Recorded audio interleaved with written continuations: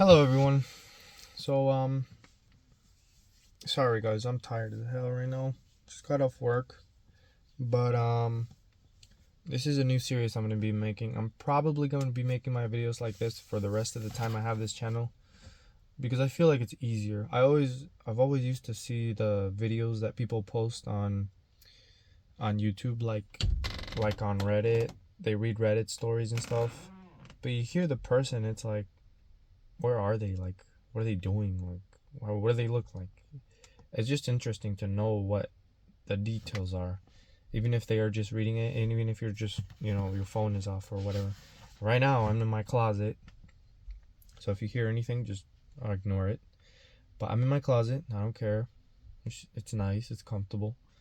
It's a mess, but it's something.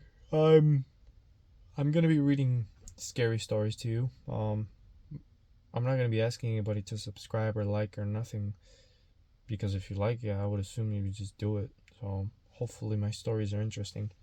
Most of the stories I get are from Reddit, but I'll be more than happy to read from recommendations or even like personal experiences. Like let's say you lived in a haunted house, I'd be more than happy to read that. That's amazing. Like stories that are real are way scarier than fiction or nonfiction, because stories that are true, but they're like from a long time ago or whatever, they don't hit the same because like you feel like those people, you don't feel connected to those people.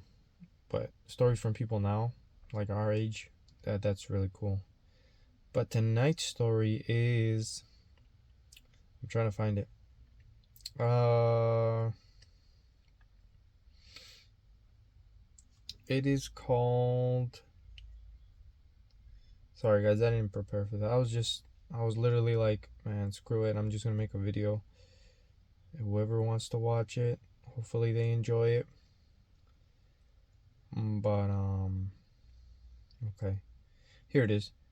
Wait a second. It's a bit long, so bear with me and just relax, get some snacks, or if you're gonna go sleep, just leave it playing. You drive home, or your morning walk. Hopefully, hopefully you guys enjoy. I should be getting a mic soon, so that's nice. And this story is from r/no sleep by the Reddit user intrepidbat8698, 7 hours ago. I always try to give the specifics in case you guys want to check out the stories on the Reddit post. Credit to these guys, and if any of the guys that watch the stories that I read that are their stories, and if they want me to take it down or talk on another story that they made, that'd be awesome too. I would really appreciate it. But it's titled, I'm a food delivery driver and this is my story, or these are my stories. It says, I should have realized something was wrong when they offered me $30 an hour to deliver food. Now, 6 months into a hellish job, I still tell myself that, but back then, staring at my maxed out bank account and in the eviction notice on my apartment door, $30 an hour felt like godsend. The only condition was that I couldn't quit for 3 years. 3 years of guaranteed pay would have solved all my financial problems. The interview was brief, really very brief.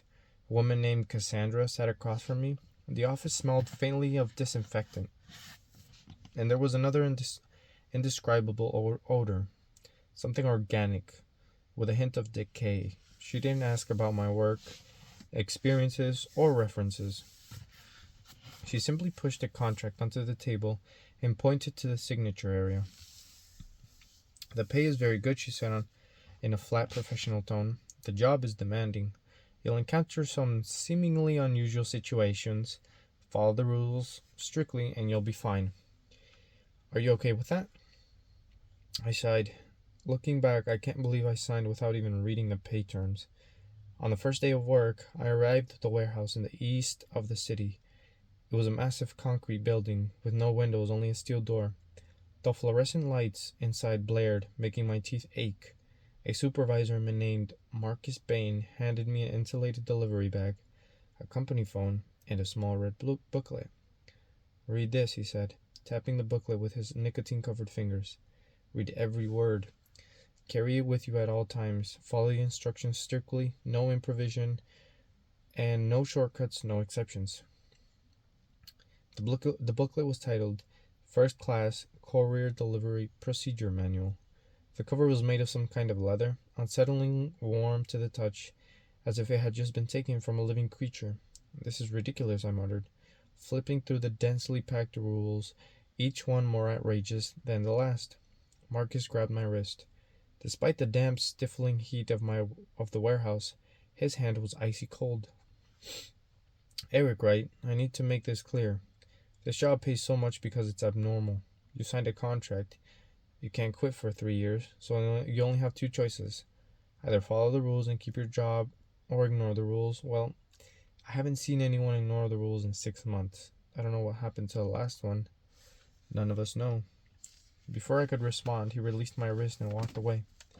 For the next hour, I sat in my car reading the manual, my stomach tightening with each page. The company slogan was embossed in red, and inside the cover, "We deliver for any living thing." I thought it was just a marketing gimmick. I was wrong. My first order arrived at 2:47 p.m. The company phone rang, and the address appeared on the screen. St. Agnes Hospital, 13th floor, room 000. I pulled up the building for information. St. Agnes Hospital had been abandoned for 15 years after a patient murdered 3 nurses and a doctor before hanging himself in the pediatric ward. This hospital only has 12 floors. I opened the brochure and found the section labeled Hospital, St. Agnes, my hands trembling. The instructions were very clear. Park your car on the loading dock of the back of the building. Never use the main entrance. Enter through the service door. The door is open. If the door is locked, leave immediately and report to dispatch center. Use the stairs to go to the second floor. Do not use the elevator even if it appears to be working. On the second floor, find room 666. Knock 13 times. Wait silently for 30 seconds. Find room 333. Knock 13 times. Wait silently for 30 seconds. Return to the stairwell. You will find a new staircase leading upstairs that wasn't there before. Don't be surprised. Don't look back at the corridor you just left. Go up this staircase. It will be completely dark inside. Do not use a flashlight or your phone's light. Walk steadily upwards. You might hear breathing sounds that aren't yours. Keep going. You will feel a noticeable drop in temperature. When you see your breath condense in front of you, you're almost there. At the end of the stairs is a door marked with the number 13. Open the door. Place the delivery bag on the floor inside the threshold. The floor might feel strange under your feet, soft, warm, and slightly pulsating. This is normal. Don't investigate it. Put the bag down and leave immediately. Don't look into the room. If anything speaks to you, don't respond. Run down the stairs as quickly as possible. Once you reach the second floor, the stairs behind you will disappear. Leave the building immediately. I read the instructions 3 times, hoping to understand something. It still didn't work. The delivery bag contained only one meal, a nearly raw steak soaking in blood. The smell made me nauseous. The St. Agnes building looked like a tombstone. The lower floors were covered in graffiti, several windows were shattered, and shards of glass glistened in the dim afternoon light. I parked my car in the loading area as instructed, and the silence became suffocating. The moment I turned off the engine, no bird song, no traffic noise, nothing at all. The back door was unlocked as expected. The rusty hinges screeched as the door opened. Echoing in the empty hallway, a stench hit me, mold, decay, and beneath it all, the smell of rotting organic matter. I detected it in Miss Cassandra's office. I switched on my phone's flashlight, illuminating the darkness, and found the stairwell. Peeling paint was everywhere on the walls. As I climbed to the second floor, I swear I heard footsteps moving upstairs, the second perfectly synchronized with mine. The second floor, halfway stretched endlessly into 2 directions. The emergency exit signs flashed a sickly yellow. I first found room 666. Its door was painted black, unmarked except for a brass number, and that seemed to gleam in my flashlight beam. I knocked 13 times, my knuckles echoing like gunshots in the silence. After a 13th knock, I heard something moving inside. A massive object, dragging itself across the floor with a wet scraping sound.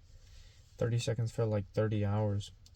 I stared at the timer on my phone, watching the second hand tick by, while the thing behind the door continued its slow movement, drawing even closer. When the timer showed 30 seconds, the thing suddenly stopped moving. Room 333 was at the end of the corridor. I walked towards it, only to find my footsteps no longer echoing. This sound seemed to vanish into the surrounding air, as if the hospital had swallowed all my noise. I knocked 13 times on the door of the room 333. This time, the response was completely different. A child's clear, bright laughter echoed from the room. Then another child's laughter joined in. Then a third. Soon, dozens of children's laughter came from behind the door. Their voices layered, distorted, rising in pitch until they finally merged into a piercing scream that made my ears ring. I ran back to the stairwell, as instructed, following behind without looking back, even as the laughter reverberated through the corridor like a living thing. The stairwell door slammed shut behind me, and I found myself in complete darkness. My flashlight was still on. I could see the beam cutting through the air, but it illuminated nothing. The darkness swallowed the light like a black hole. When I saw it, the new staircase leading upwards, I could see it because it was deeper than the surrounding darkness, like a negative space in the void. I put away my phone and began to climb upwards in the darkness. From what was probably the 5th floor, the sound of breathing filled the air. My breathing was slow and rhythmic, like some enormous creature drawing air into lungs that shouldn't exist. It came from all directions, from above, below, and even from inside the walls. I continued climbing, and one hand gripped the railing and the other clutching the takeout bag tightly. Around the 20th step, my breath began to condense into mists. The temperature plummeted. My fingers went numb. My breathing grew louder and more rapid, as if the source of the sound sensed my approach. Something brushed against my shoulder, cold, damp, feeling like fingers made of ice water. I suppressed a scream and continued climbing.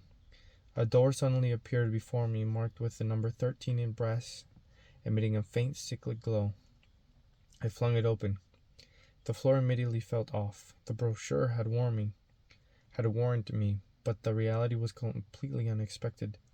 The floor was hot, almost feverish, vibrating slightly under my feet in rhythm with my heartbeat. The touch was like stepping in a bare, untreated muscle tissue. I dropped my bag and ran, afraid to look into the room. Though I glimpsed something large and pale moving in the darkness outside the threshold. As I ran downstairs, I heard wet chewing sounds from upstairs, accompanied by groans that made that could be ecstasy or agony. I ran until I reached the back door and rushed into the loading area before stopping. The sun was setting, and the city was returning to its usual hustle and bustle. The phone buzzed. Delivery confirmed. $87.50 has been deposited into your account. I sat in my car for 20 minutes, trembling, before finally being able to drive away. The second order that made my impression came 3 days later. At 11:47 p.m., a phone rang. Blackstone Castle. Door-to-door delivery. I opened the brochure with trembling hands and found the relevant section. I heard the warehouse stables. Yes, we have horses. Head to the warehouse stables. Yes, we have horses. Choose the gray mare named Patience. She knows the way. Number 2. Load the goods with the saddlebags. The castle cannot be reached by your car. You must ride a horse. Number 3. Follow the path behind the warehouse. It will lead through the woods. The entire journey will take approximately 40 minutes. Do not stray from the path. Number 4. You may see figures in the woods. They will call to you, and sometimes you will recognize their voices. Do not respond. Do not look directly at them. Pay attention to the patient's ears. Number 5. The castle gates will open. Ride through the gates into the courtyard. Number 6. The well is located in the center of the courtyard. Dismount, but do not tether Patience. She will wait for you. Number 7.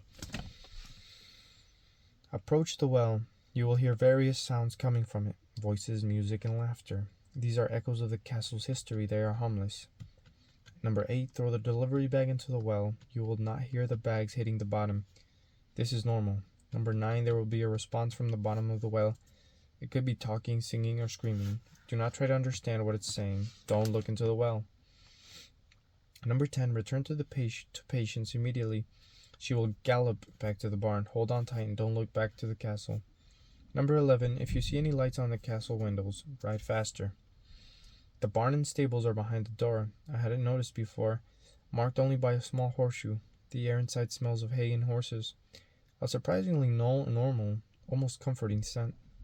There are 4 horses in the stable, but only one is gray. So I approach Patience, and she looks at me with her deep, intelligent eyes.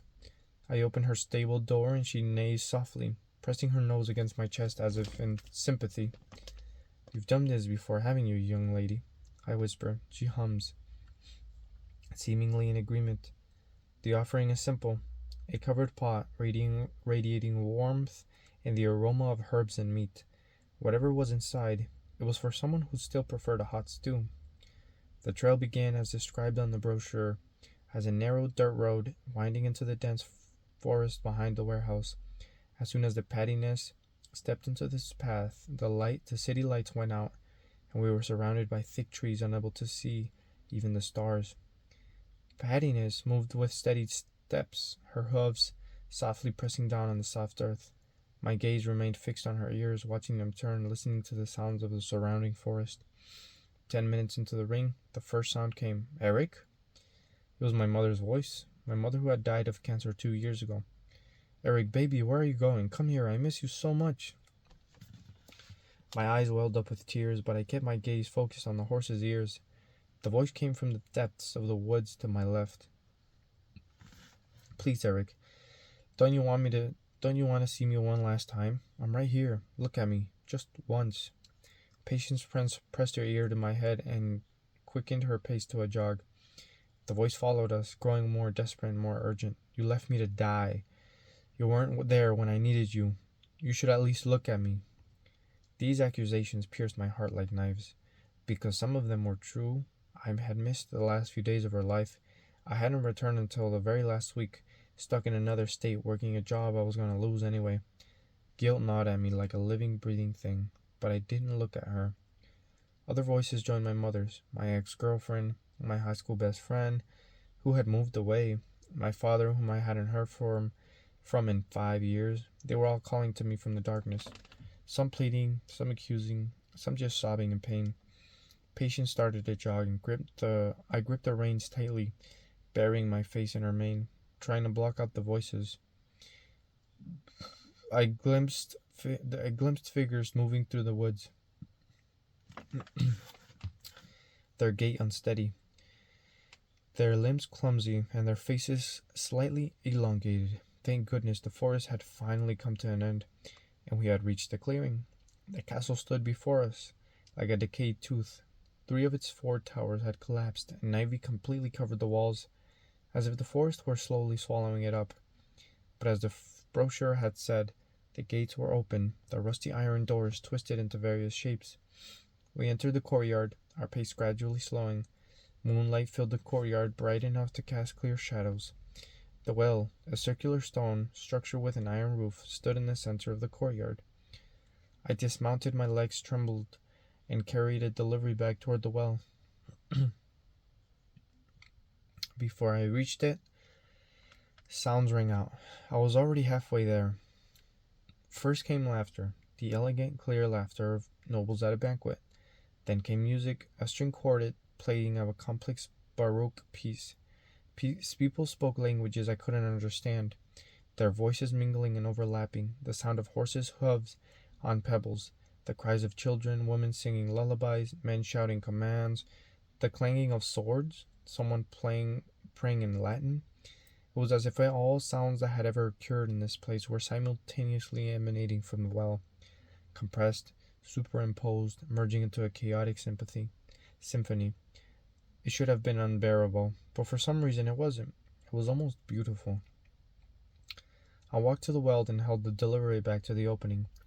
The well was pitch black, as if a void was pulling at my eyes, forcing me to look deeper. I released the bag. There was no sound of the bag falling to the bottom. It was as if the echoes of history were playing back, growing louder and more frantic. Then a voice answered me, a voice from the abyss, speaking an ancient language. It wasn't speaking to me, it was speaking through me, and I could feel its sound vibrating in the soft tissues of my bones, teeth, and internal organs. Its meaning it's passed through my consciousness, reaching a primal part of my brain, a place that understands hunger, darkness, and the patience of those who live forever in the abyss. I was saying thank you. I ran back to patience, and out of pure fear, I smoothly mounted her. She needed no urging, turned and charged towards the gate. Her hooves sparked on the cobblestone. As we galloped through the gate, I made a mistake. I glanced back. Every window in the castle was filled with light, candles, torches. The whole building radiated a warm glow, brimming with life and celebration. Could see the shadows moving behind the glass. People were dancing and dining. The highest window in the last remaining tower, a figure watched us. It was incredibly tall. Even from the distance, I could see its head oddly shaped, too narrow, too long, and wearing something on its head like antlers. It raised an arm as if waving or perhaps offering a blessing. Patience galloped faster than any horse I'd ever seen before. The forest on either side fading into a blur of darkness. We only slowed down when we saw the lights of the warehouse ahead. I just dismounted when my phone buzzed. $134.50 had been deposited into your account. Before the theater delivery, I'd done 2 months of normal deliveries, or rather the normality of the job. An order was left on the doorstep. No one answered, but the door was opened automatically 30 seconds after I left. A midnight delivery to a cemetery placed on a specific tombstone with singing in the distance. A package was handed to a taxi driver who didn't say a word. I looked at him for 5 seconds and I couldn't remember what he looked at. But all of those were manageable. Terrifying, but manageable. The theater delivery was different. 2:17 a.m. Phone buzzing. Theater District Subway Station, Platform 7. The section about this delivery in the brochure is longer and more detailed than the others, with appendices and footnotes in different handwriting, as if several delivery men had added warnings over the years. The Theater District Subway Station has 6 platforms. Platform 7 is only open between 2 a.m. and 4 a.m. You must complete the delivery within the time frame. Number 2, even through the main entrance on the 7th Street, station staff will not assist you. This is normal. Number 3, purchase a token from the machine. Tokens are required. A debit card is not accepted. The machine only accepts cash. Insert exactly $2.75. Number 4, go down platform 1. Walk to the end, which is the end of the tunnel entrance. There's a door marked Employee Only, Platform 7. This door will be open during delivery hours. Number 5. The stairs behind this doors are deeper than usual. Count the steps. If there are more than 127, you've gone too far. Return to the top and start again. Number 6. Platform 7 is empty. It is always empty. If you see anyone on Platform 7, leave immediately and report the dispatch center. Do not deliver goods. Platform 7. Walk to the center of the platform. You will see a bench that is different from the other station furniture. It is older, ornately decorated, made of dark wood, and has brass fittings. Place your delivery items on this bench. A train will arrive in 3 minutes. This train is not on the timetable and is not on a regular subway train. Number 9. There may be passengers on the carriage. Do not make eye contact with anyone in the carriage. If they walk to you, or talk to you, or gesture to you, do not respond. Number 10. The doors will not open. This is intentional. Passengers will take packages from the bench in some unknown way. You do not need to know the specific method. Number 11. After the train departs, wait a full 60 seconds and then return the way you came. Do not run. Running will attract attention. Number 12. Delivery man JM's tip. Trains sometimes stop at the wrong spot. If the door coincides with where you are standing, close your eyes and count to 30. Do not open your eyes no matter what you hear or feel. Number 13. Delivery man DR's tip. I heard someone calling my name in the train car. I accidentally responded. 3 days later, I heard the same sound coming from my closet. I moved. I suggest you strictly follow the rules. So this is a pretty good story. I mean, sorry, I'm taking a break. I'm running out of breath here. But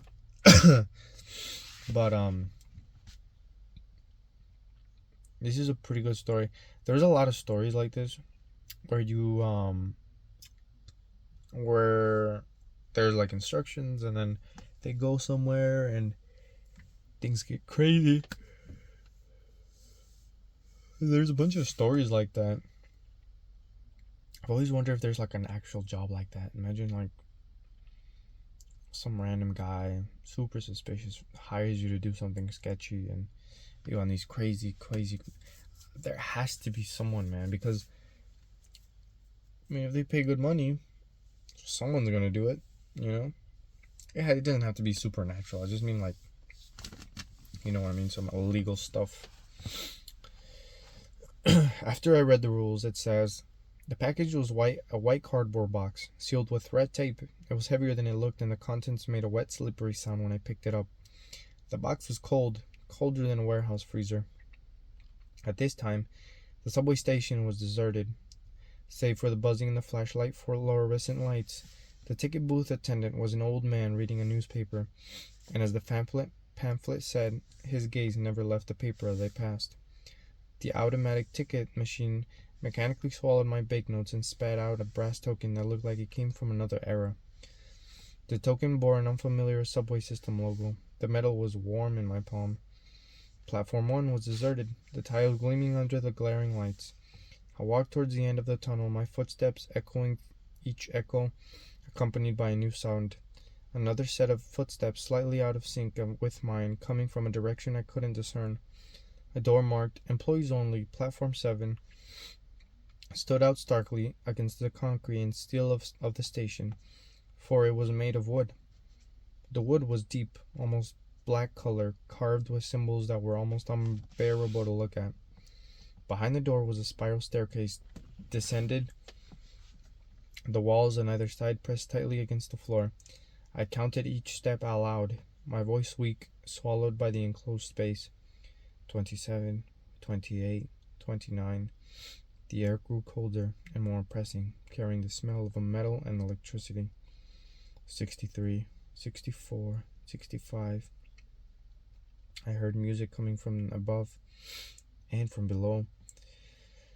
I thought jazz, the kind that played in underground bars during Prohibition. 99, 100, 101. My phone died at the step 100. And 12, plunging me into darkness, with only the intermitting flashing of the emergency light. 123, 124, 125, 126, 127. The bottom door was modern. Like other emergency exits in the subway system, I pushed it open. Something was off about Platform 7, but it wasn't immediately obvious. Its dimensions were wrong. Too long and too narrow, the ceiling too high. The color of the tiles of the walls were a deep burgundy that no urban planner would approve, and it was eerily silent, as if the platform were in a mysterious space where sound couldn't travel normally. The bench was in the center of the platform, just as described. It had a rustic beauty, like furniture in a mansion, not a subway station. The brass fittings gleamed, and the wood was intricately carved with patterns. I thought they resembled vines or perhaps snakes. I placed the white box on the bench and stepped back. The wait was agonizing. My watch showed 2:34 a.m. I still had time, plenty of time, before the delivery deadline, but every second felt like an hour. The silence was oppressive, making my eardrums ache. I began to perceive my breathing and heartbeat with unusual clarity. At 2:37 a.m. I felt it first, then heard it, vibrating in the air, the change in air pressure making my ears ring. Then came the sound, a distinctive rumble of an approaching train. The train emerging from the tunnel wasn't modern. It was old, incredibly old, like a relic from the early days on the subway. The carriages were made of dark wood and brass. Bathed in warm yellow light, through the windows I could see the passengers. My blood froze instantly. The passengers were dressed in clothing from different eras. A woman wore a 1920s style modern dress, A man wore a Victorian era suit. A child wore tattered clothes from the Great Depression. A soldier wore a World War II uniform. They sat on or stood, swayed slightly at the train's movement, each staring intently at me. Something was off about their expression. Not obviously, not in a way I could articulate, but something felt off. Their proportions, their expressions, even the rhythm of their blinks. The train slowed down, slower and slower and slower. For a moment, I even thought it would stop right in front of me. The doors right in front of me. Just as I was about to cover my eyes, the train suddenly moved forward 3 feet and stopped. The doors didn't open, but passengers by windows pressed their hands against the glass, their handprints condensing into a fog on the cold surface. Some laughed, others stared intently out of the window, their gazes focused and heavy. The feeling sent chills down my spine. In the car, close to me, a woman mouthed something to me. I couldn't hear her through the glass, but I could read her lips. "Can you hear me?" I turned my face away, my gaze fixed on the floor, my hands clenched into a fist and at my sides. Something was knocking on the window, a rapid, urgent knock, as if trying to get my attention. I didn't turn around. More knocking came from several windows, an intermittent rhythm sounding almost like Morse code. Then the voices, somewhat muffled through the glass, but clearly audible all at once. "Look at us. We just want to talk. Don't be so rude. Eric? Eric, is that you?" The last voice made me shudder. It sounded like my mother's voice again, but distorted as if coming from a broken speaker. "Eric, darling, I'm right here. I've been waiting for you. Look at me. Just this once, please." I tried not to look up, my eyes burning. I silently counted down the seconds, trying to block out the sounds. The white box on each bench was gone. I didn't see it disappear. I didn't hear it. It was just gone. The sound stopped abruptly. The train jerked off, slowly at first, then gradually accelerating until it disappeared into the tunnel on the other side of the platform. The rumble faded into the distance, and I was once again alone in absolute silence. I counted to 60, each number feeling like a small victory, then I walked. Not running through my instincts, though my instincts screamed at me to sprint back to the door. Up the 127 steps, across the station, and into the city night, where the air had never tasted so sweet. I had just reached the ground when my phone rang. $203.75 has been deposited into your account.